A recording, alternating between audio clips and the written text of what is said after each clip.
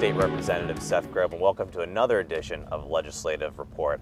Today we're in Jackson Township along the Spring Grove-Jackson Township Trolley Trail, which was created by the York County Rail Trail Authority. And joining me today is Gwen Luce, the Executive Director of the trail. Gwen, thank you so much for joining me today. Thank you, Seth. Well, let's first start off. What is the York Heritage Trail? What does your group do, and kind of how you were started and stuff? Yeah. The York County Rail Trail Authority was actually started in 1990 by the York County Board of Commissioners, and that was when the commissioners all of a sudden found themselves owners of a rail line.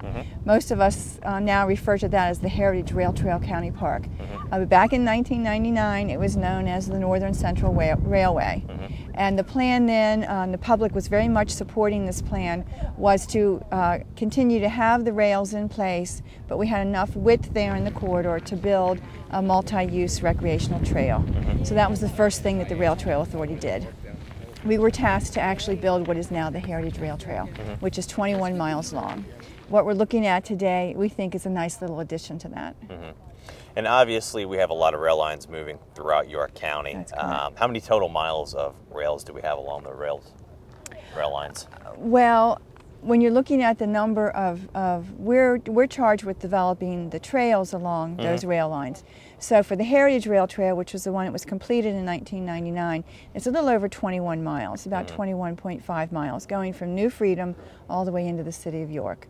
We're also working on another project to extend that north up to John Rudy, but right now I'd say 21.5 miles of trail. Yeah. And there's another motion to get it from York out to Hanover, following some old trolley line, and this actually follows an old trolley line up that way. Yes, this is a trolley line. There were many, many different trolley lines. They all radiated out from York. The city of York was the center, and this is one of them. And it just so happens that when you look back in history, trolleys were run by electric.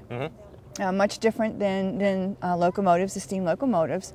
And so when they stopped running the trolleys here, they had an electric line, and Med Ed was very interested in that. So it was purchased by Metropolitan Edison. And if you look in the background here, you can still see the electric lines and the electric poles still in place. Yeah. How hard is it to get these up and operational? Do you have to probably look at some private land, getting right-of-ways and different stuff like that? Right. Now, in this particular case, we did a very thorough feasibility study back in 2003, and we were very happy at the end of that because it was able to reveal that 85% of this line, which is 16.5 miles long, that 85% of it is still owned by Metropolitan Edison. So there are some gaps where we have to go back to individual landowners and say, can we have permission to run the trolley trail, the recreational trail on your property? But for 85% of it, as long as we have an agreement in place with Metropolitan Edison, we're good to go. And that's basically what happened here in this section. Yeah, that's exciting.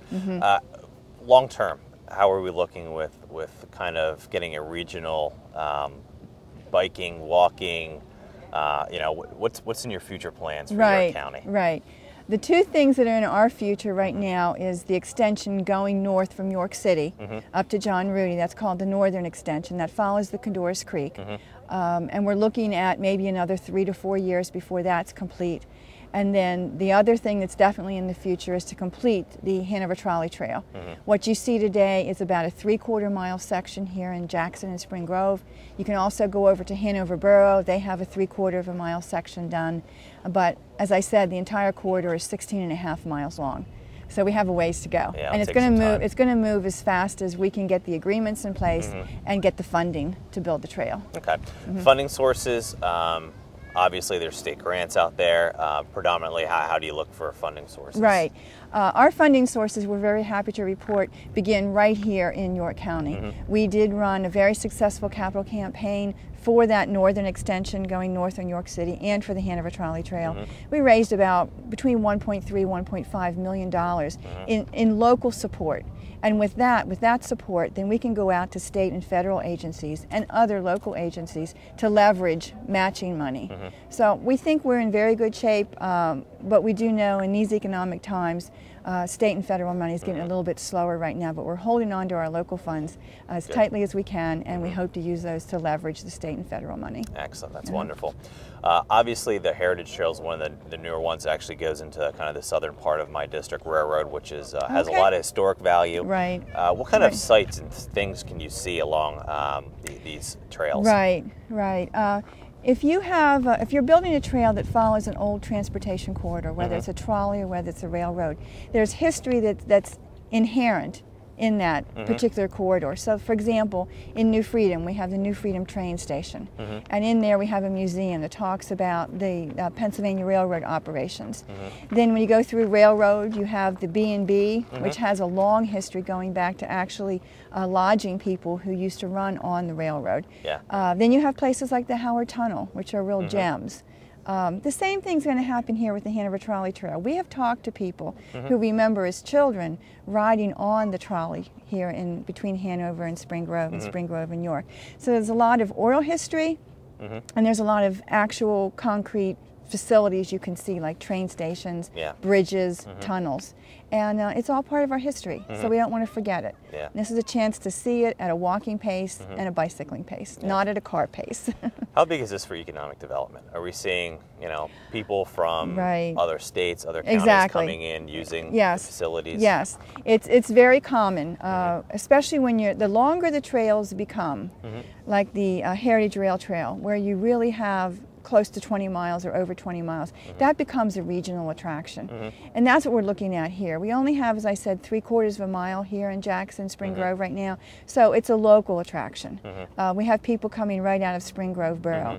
But now we don't have people coming from Baltimore, from Harrisburg, from Lancaster so much to see this section.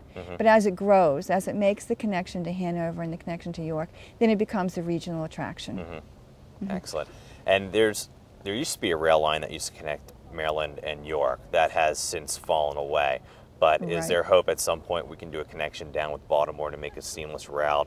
Because I know there's a larger Civil War path, bike trail, and walking trail. There are many people who are visionaries in the trail business, and they look at linking lots of cities. And we already have some, like the Great Allegheny Passage, which links Washington, D.C. to Pittsburgh. So we have examples out there.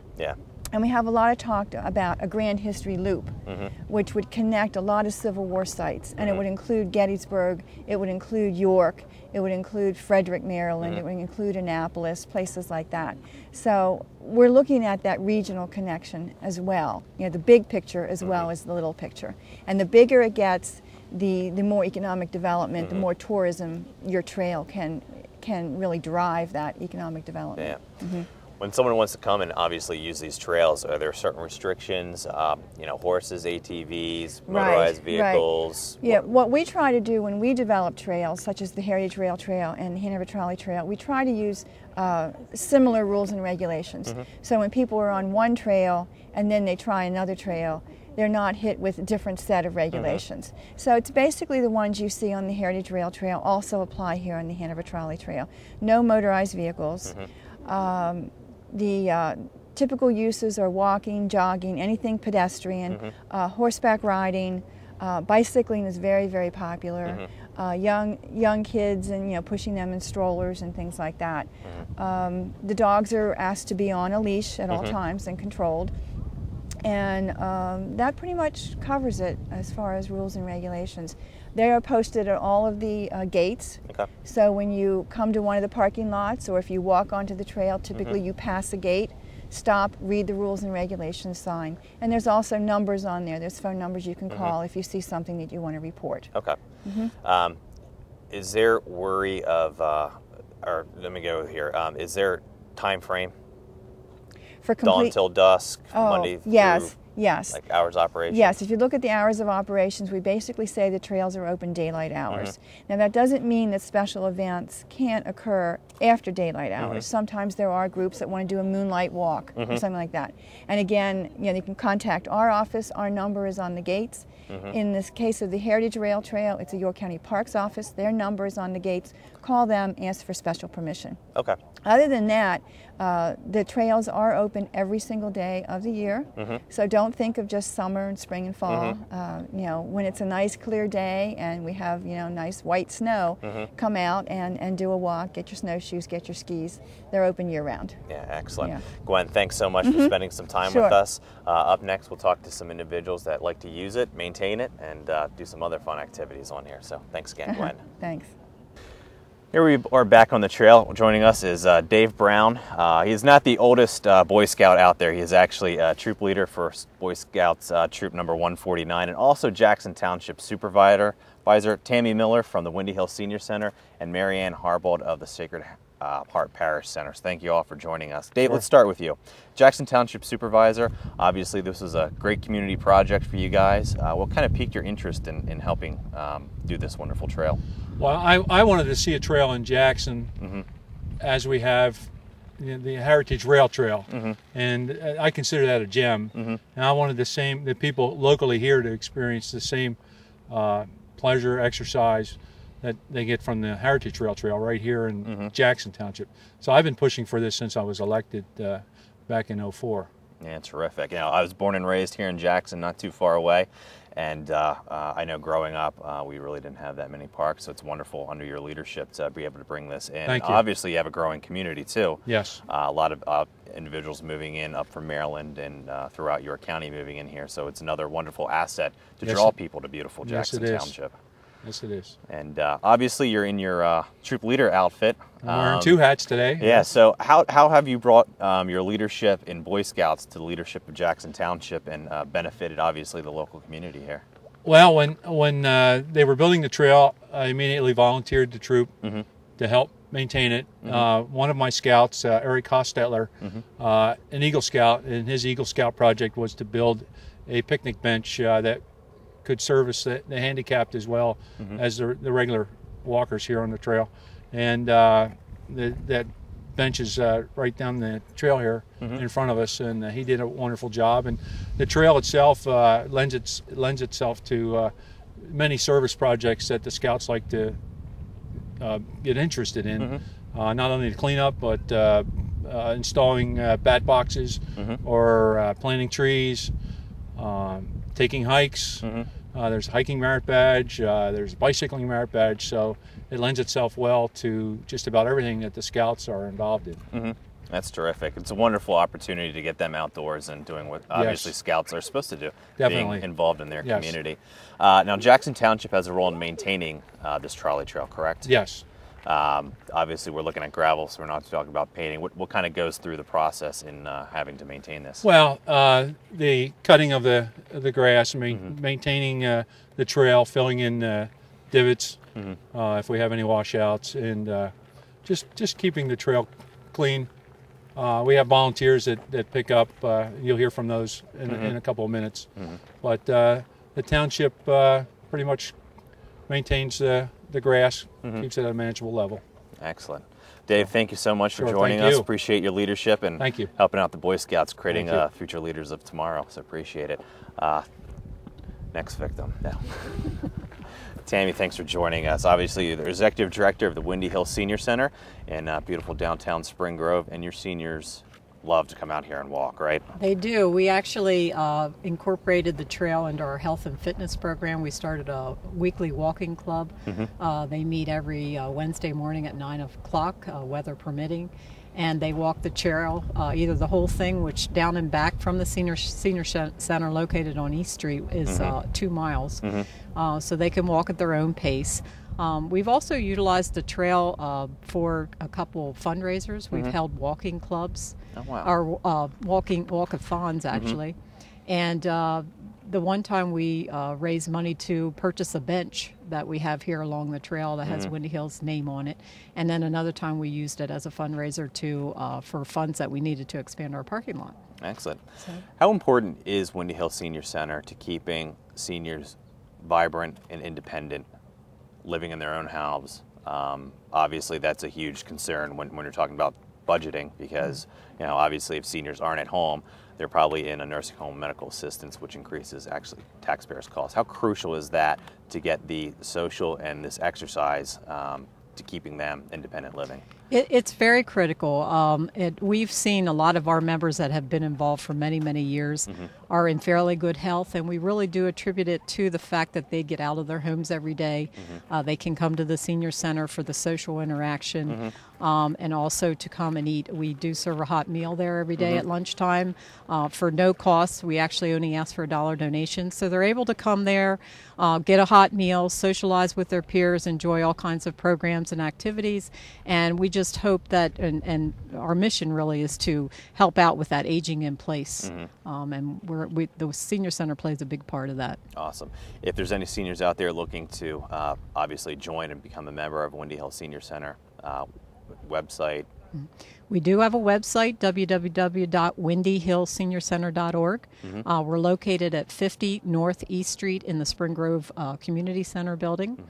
They can also reach us by phone, 225-0733. Awesome. So hopefully you can get some more members, and always a fun place to visit. I love coming and spending time with your colleagues and associates at the Windy Hill Senior Center. So thank you so much. Thank you. I'm glad that it's had such an impact on their lives as well. So wonderful. All right.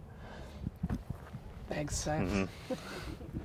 Next we have Mary Ann Harbald. She's youth group coordinator with Sacred Heart Parish Center in Spring Grove, Jackson Township. And you have an important role, obviously, maintaining and as far as trash litter with your youth group. Yes, we do. Yes, we have come out here once a month, and the youth and their families, we brought it to the whole parish, and we often will have 15 to 25. We've had up to 30 people come out here and walk along the trail and look for the litter. We really is wonderful. It's keeping maintenance is really low. At the beginning it wasn't. We found lots of things along the sides, but people are doing a wonderful job with keeping it clean, and we just see that it's a great service for the community. It's a great service for our youth, and we use it as a confirmation service projects. They need 25 hours, and this is part of what they would do for an hour. And then after that, we go back to the parish center and have some food and snacks and games. So we make it into a nice effort. And it's an excellent way to keep, obviously, Jackson Township's costs low because they don't have to send out any maintenance guys to actually do that. So it's a wonderful way to give back to the taxpayers. Great, and we're happy to do that. And the kids love coming out here, and we really like that it's a family effort as well. So That's it works terrific. out well. So what kind of things can you do at Sacred Heart Parish Center? You're obviously the youth group coordinator, so what kind of activities do you have for youth? And coordinator of religious education. So we have religious education every Sunday, and from 9 to 10:15. And we also have youth group activities, which this coming Friday, for example, we have a movie night, and we have popcorn and snacks and things. The kids enjoy that. We have a Special Olympics dance coming up on November 20th, where this is our 13th annual Special Olympics dance at the Parish Center. And the kids just love to come out and enjoy the time with the Olympians. We have volunteers for many hours, and we have volunteer the music person and all of the donations with the food and things. So it's a great effort, and we have lots of things that we do for the community, as well as right now we have for Harvest of the Hope Food Pantry, we are collecting donations for there as well. Excellent.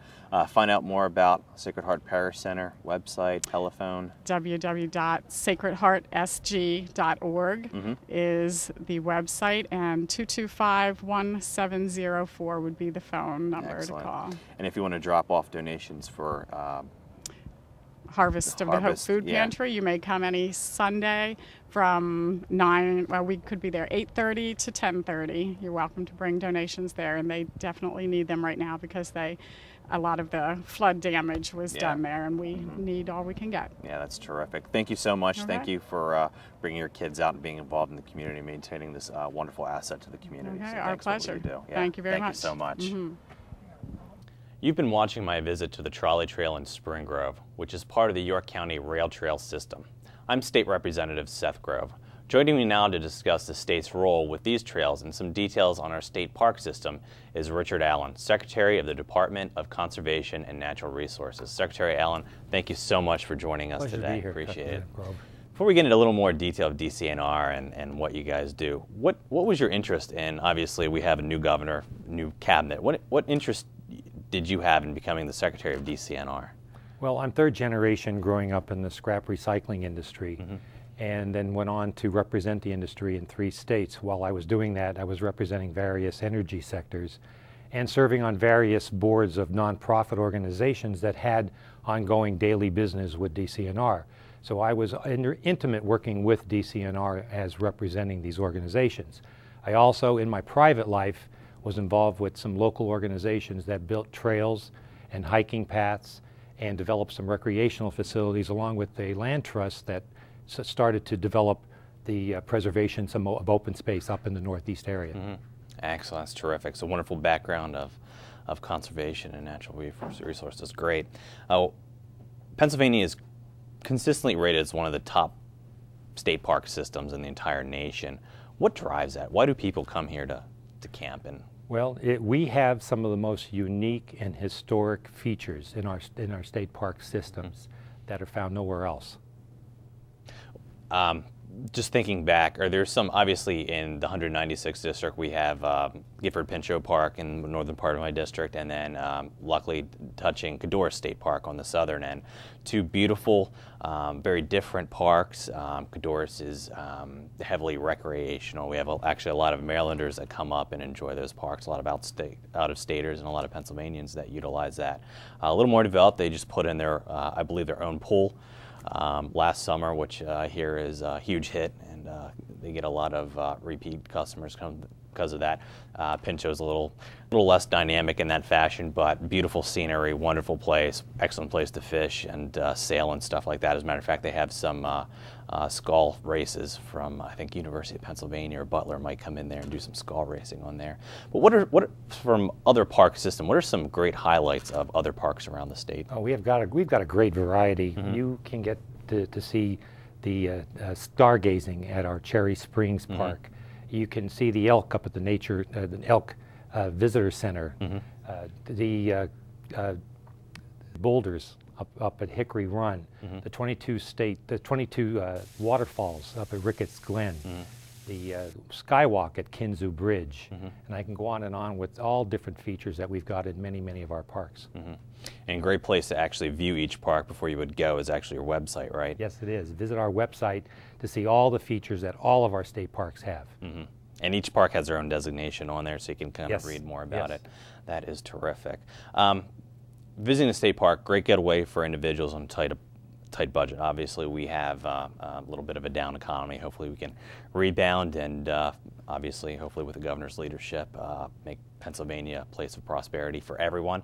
What are some of the recreational opportunities that families could enjoy in our state parks? Well, to start off with, we have the most affordable places to visit at no charge, which provides a gateway to do hiking, biking, swimming, boating, fishing, hunting, kayaking, and it goes on and on unless you want to just relax and do some picnicking at our facilities. That's terrific. So much to do for so little cost. Obviously, if you want to camp, there is a cost to rent cabins. Some have places for just tenting and other stuff. Sure. We have a broad range of overnight facilities, from tenting to cabins. We even provide RV spaces, and we have the top-of-the-line type of the most modern type of facility as our Bald Eagle facility that we have up at the Nature Inn. Oh, wow, I bet that's beautiful. And you also have ski slopes on some of them, too, yes, correct? we do. And we also provide snowshoeing during the season also. Oh, wow. Wow, terrific. And I believe snowmobiling. I have a friend that was big into snowmobiling and liked to travel up to the state parks. Yes, the snowmobiling is available. That's usually done by groups, private groups. We don't have an organized system for snowmobiling that the parks provide, but we do provide the trails that are through our parks also. Okay, excellent. And many of the parks have places for equestrian horses to travel and ride along. That's become a popular thing that we're looking at locating throughout more and more of our parks. More and more being requested to add more equestrian trails. That's terrific. How about volunteer opportunities? I know Pinchot and Cadorus both have a huge conglomerate of individuals who come up and help. Actually, I was up at Pinchot the other week and helped them cement some signs in to kind of show the local animal species of the Pinchot Park. How would one get involved in that, and do you know kind of what they would do as a volunteer? Sure, we greatly appreciate the volunteers that provide a lot of the help and including financial assistance for projects in our state parks. There's a organized group called Friends throughout many of our parks throughout the state, and I would suggest that anyone would be interested in doing any volunteer work, stop at their local state park, ask to see what's needed, and they surely will tell them, or visit the website for the Pennsylvania Parks and Forests Foundation. They will also help them to become a volunteer at any of the parks that they're interested in. Excellent. You can help clean up the park, take care of it. Everything. Paint, whatever you want to do. Help maintain our beautiful park system, make sure it's stays vibrant for our future generations. Not only helping out in the parks, it provides them with an outdoor recreation in the parks. Yes, excellent. So what's the plan for the future of the state parks? How are we going to improve them? What can we do to attract more people in? What's on the horizon for the state park system? Well, through the studies we've found, and through our outdoor recreation plan, we found that the #1 request is, of course, trails, and trails close to home. We have a park within every 25 miles of every citizen right now. Wow. So what we're looking at doing going forward is we're going to improve on our infrastructure. We want to provide the highest quality and most for the citizens and visitors to Pennsylvania when they visit our state parks. So we're going to concentrate on improving and increasing the availability and the quality of their visit. That's terrific. And obviously the first part of this show was about the Spring Grove Trolley Trail, redeveloping old rail lines into bike lines, or bike and walking and jogging areas. Is that something you'll be able to tap into and work with local communities to build a larger network of those trail systems? Oh, sure. We have a very good program where we're providing financial assistance for developing these trails throughout the state through our Community Conservation Partnership Grant Program. But just for basic information, they could visit our website to see all of what they need to look at to develop, to plan and develop trails throughout the state. Secretary, thank you so much for coming in and You're taking welcome. time. Pleasure. Yeah. That's all the time we have for today's program. I'm State Representative Seth Grove. If you need assistance with any state government matter, please feel free to contact me at my local office or through my website. That information will be shown in a moment. Thanks for watching me, and please join me next time for Legislative Report.